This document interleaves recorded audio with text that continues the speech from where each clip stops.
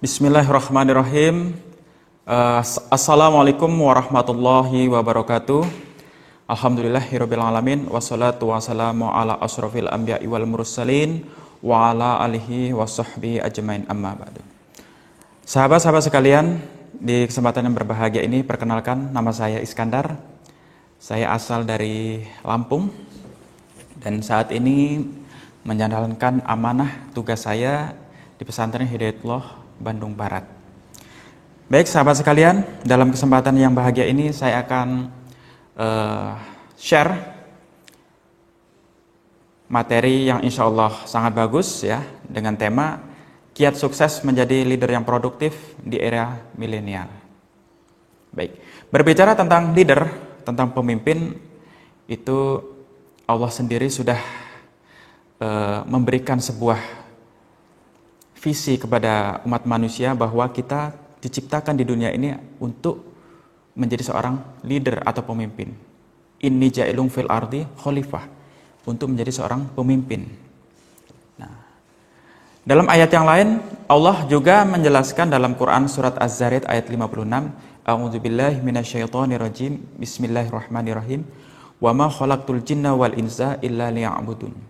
Dan tidaklah aku ciptakan jin dan manusia kecuali untuk beribadah kepadaku.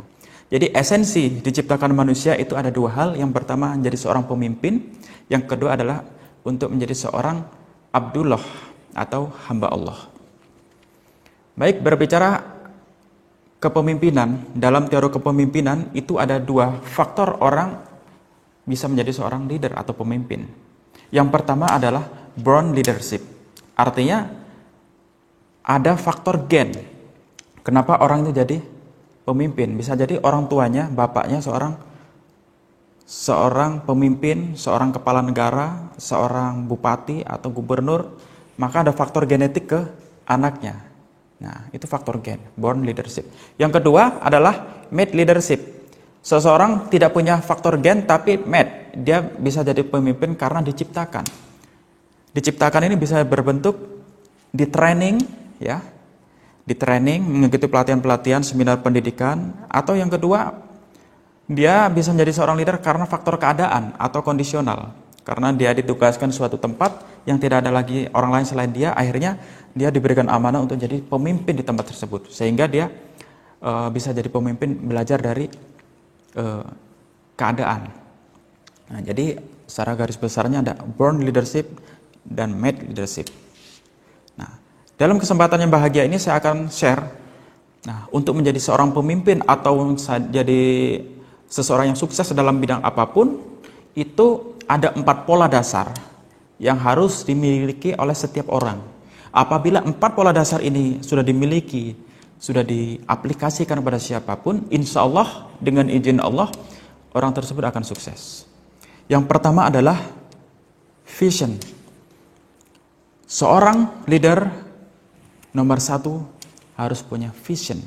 Vision itu adalah visi atau cita-cita. Nah, saya sebutkan 4 pola tersebut. Nanti saya akan jelaskan satu persatu. Pertama vision, yang kedua adalah action, yang ketiga adalah passion, yang keempat adalah collaboration. Berbicara visi, visi terbagi menjadi 2. Ada visi dunia, yang kedua adalah visi akhirat. Nah, jadi berbicara impian, berbicara visi, orang itu punya 2 visi, Pak. Ada visinya sebatas dunia, ada pingin punya rumah mewah, pingin jadi seorang presiden, pingin jadi seorang gubernur. Itu hanya visi dunia. Tapi ada golongan tertentu, leader tertentu yang dia punya visi dunia akhirat. Sebagaimana kita pelajari sejarah Sultan Muhammad Al-Fatih. Beliau sebagai seorang leader yang sangat luar biasa sekali, umur 21 tahun mampu menaklukkan kota Konstantinopel yang selama kurang lebih 800 tahun belum ada satupun pemimpin dunia yang berhasil merebut kekuasaan Konstantinopel. Nah, beliau pada umur 21 tahun telah menjadi panglima terbaik dan pasukannya dinobatkan sebagai pasukan terbaik pada zaman tersebut. Mengapa Sultan Muhammad Al-Fatih bisa seperti ini?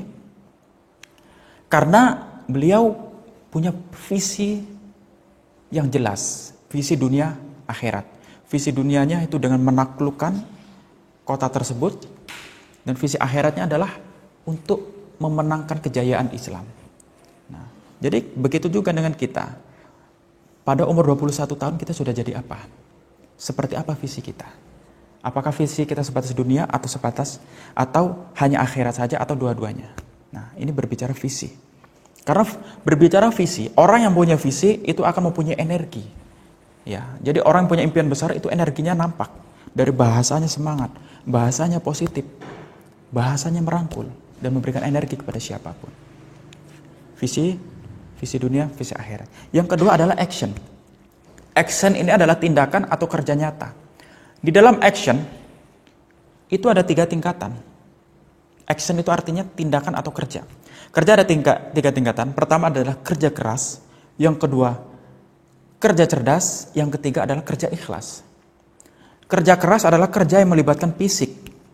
Misal ada orang jadi kuli bangunan, ada orang bekerja keras menggunakan fisiknya dengan kekuatan ototnya, itu namanya kerja keras. Yang kedua adalah kerja cerdas. Kerja cerdas adalah kerja yang menggunakan kecerdasannya, akalnya, atau kepintarannya. Nah, ini kerja cerdas ini penghasilannya 2 kali lipat daripada kerja keras. Sebagaimana kita ketahui, zaman sekarang orang yang punya kerja cerdas ya, penghasilannya luar biasa sekali. Ada yang bisnis online, ada yang bisnis apa dan sebagainya dengan kerja cerdas tersebut. Yang ketiga adalah kerja ikhlas. Kerja ikhlas adalah kerja hati. Kerja di mana orang melakukan sesuatu karena panggilan jiwa, bukan karena materi, bukan karena yang lain-lain, tapi karena panggilan jiwa. Misal dia seorang pengajar, dia mengajar dengan hati, bukan karena apa-apa. Meskipun bisa jadi dia tidak dibayar pun, dia dengan ikhlas akan mengajarkan. Nah, itu kerja ikhlas. Jadi kerja keras, kerja cerdas, kerja ikhlas. Yang ketiga adalah passion. Passion bukan fashion. Kalau fashion adalah berbicara tentang pakaian ya. Ini passion. Passion itu adalah kecintaan seseorang terhadap apa yang dikerjakannya. Makanya ada seseorang yang hobinya olahraga, hobinya futsal, dia bisnis berkaitan dengan dunia olahraga seperti futsal. Ada orang hobi fitness, ya, hobinya fitness, dia buka usaha bisnis yang berkaitan dengan bisnis. Dia buka usaha fitness. Nah, jadi dia dapat hasil ataupun tidak, dia tetap happy. Dia tetap senang. Karena apa? Dia mengerjakan sesuatu karena passionnya. Nah, jadi seseorang tidak akan menemukan kesuksesan sebelum menemukan passion di dalam kerjaannya. Orang yang bekerja bukan karena passion, dia rentang akan terjadi namanya stres. Misal, dia kerja di sebuah kantor, ya, masuk jam 8, pulang jam 5. Itu karena nggak ada passion, itu karena tuntutan bos, ya, atau tuntutan perusahaan, dia akan merasakan stres karena tidak ada cinta dalam pekerjaan tersebut.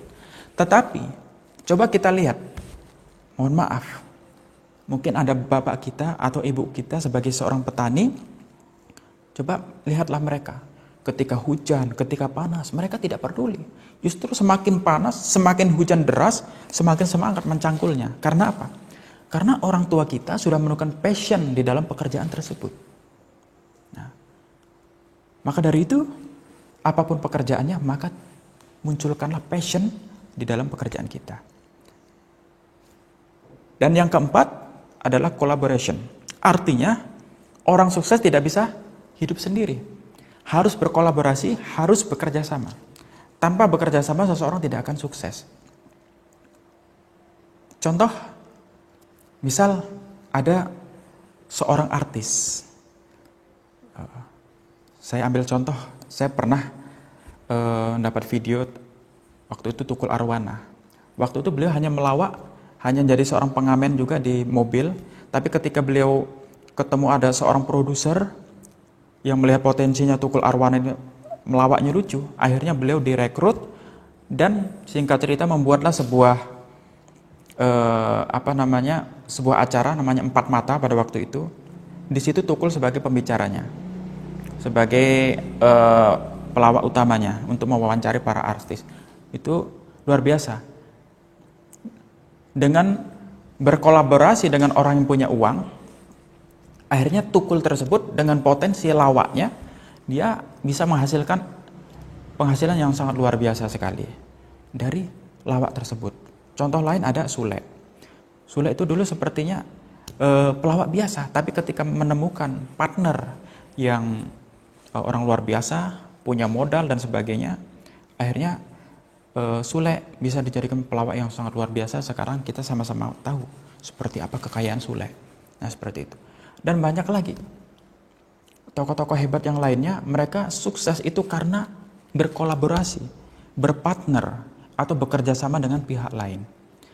Jadi diri kita, termasuk saya pun, ya, tidak bisa sukses sendiri. Saya bisa seperti ini dan seperti itu karena kolaborasi, karena bekerja sama dengan pihak manapun. Nah, jadi apabila 4 pola ini sudah kita pahami, ya, kita amalkan, kita aplikasikan, insya Allah dengan izin Allah 100% kita bisa mewujudkan apa yang menjadi impian kita. Baik, sebelum saya akhiri, saya mereview 4 pola. Pertama adalah vision, action, passion, dan collaboration. Insya Allah dari penjelasan singkat ini kita sama-sama bisa pahami dan bisa aplikasikan dalam kehidupan kita, apapun profesi kita, apapun amanah kita saat ini, maka munculkanlah visi besar dalam diri kita, dan kita berani take action, kerja keras, kerja cerdas, kerja ikhlas, dan munculkanlah rasa cinta atau passion dalam pekerjaan kita. Dan jangan lupa jalin kolaborasi dengan pihak internal ataupun eksternal atau pihak manapun untuk berpacu mewujudkan impian kita. Ini saja yang bisa saya sampaikan. Saya Iskandar, mohon maaf atas segala kelebihan dan kekurangannya. Kami ucapkan wabillahi taufik wal hidayah. Wassalamualaikum warahmatullahi wabarakatuh.